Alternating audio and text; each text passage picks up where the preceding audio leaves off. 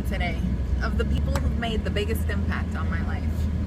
And of course, there are so many that I could talk about in real life, in person, who've made such an impact. Like my mother-in-law, my aunts, my birth mother, my grandmother. Women in particular have made an amazing impact on me and influenced me mightily. But writers, people who write books and stories, I'm impacted and influenced by writers and books and stories more than most, I think. I honestly feel like I know them so closely and I care about them so deeply. And C.S. Lewis was one of my favorites. So I'm calling this a tribute to C.S. Lewis. Now my phone fell yesterday and it cracked a little harder, so that's why it looks all hazy. But you don't really need a better look at me. I'm not the main attraction. But I do have something to say about that great man. C.S. Lewis was powerful.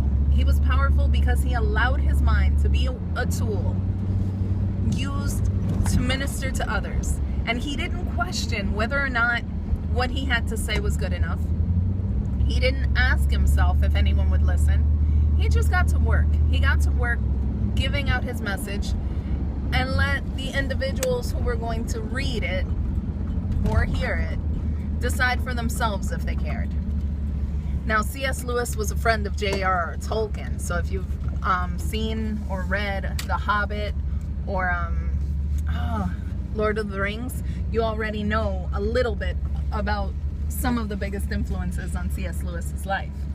In fact, J.R.R. Tolkien, even though he was a devout Catholic, actually helped C.S. Lewis open up the door to his mind to the idea that God could be real. C.S. Lewis did not decide to become a Catholic, probably saddening his friend there. But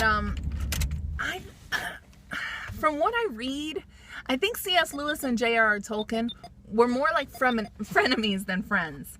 They cared about each other, of course, but they took different paths, and they were okay with that. And they bantered back and forth. It was a fun, exciting experience to get to know, their relationship, what I've read of it. I want to be like C.S. Lewis. I want to be shameless, hopeful, fearless, willing to send my message forth, even if I wasn't good enough. Now, when they came into his house after C.S. Lewis had died, they found that he had scattered cigar ash all over the carpet because he thought it discouraged insects and animals and bugs and such. Now think about it. One of the greatest minds in our society's history, and I don't mean American society, I mean human society, because of course he was British, but one of the greatest minds in history had that weird old quirk. Can you imagine how filthy that place was, with cigar ash scattered all in the rug? And it was quite deep, according to what I've heard them say.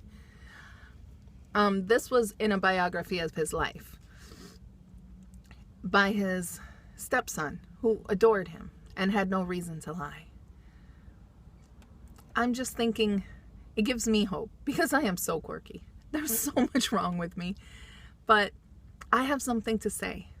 And hopefully, if you'll take the time to listen, you may learn something exciting and powerful and great from somebody who maybe doesn't have it all together all the time. I love C.S. Lewis. I hope you'll learn to love me. Not in a freaky way. Please don't be creepy. Bye-bye.